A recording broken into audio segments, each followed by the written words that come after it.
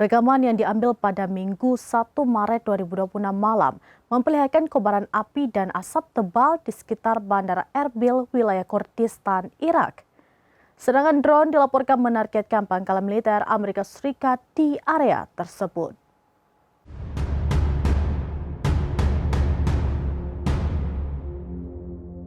Rekaman yang diambil pada Minggu 1 Maret 2026 malam memperlihatkan kobaran api dan asap tebal di sekitar Bandara Erbil, wilayah Kurdistan, Irak. Serangan drone dilaporkan menargetkan pangkalan militer Amerika Serikat di area tersebut. Kelompok bernama Saraya Aulia Al-Dam yang berada di bawah payung perlawanan Islam di Irak mengaku bertanggung jawab. Dalam pernyataannya, kelompok itu menyebut serangan dilakukan sebagai balasan atas kematian pemimpin tertinggi Iran, Ali Khamenei. Selain itu, sebagai dukungan terhadap Republik Islam Iran.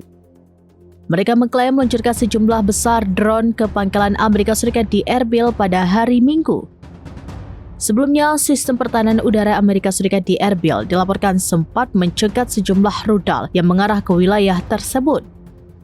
Di Lebanon, Hizbullah juga mengeluarkan ancaman terhadap Amerika Serikat dan Israel. Pemimpin Hizbullah, Naim Qassem, menyatakan pihaknya akan menghadapi agresi dan tidak akan meninggalkan medan perlawanan.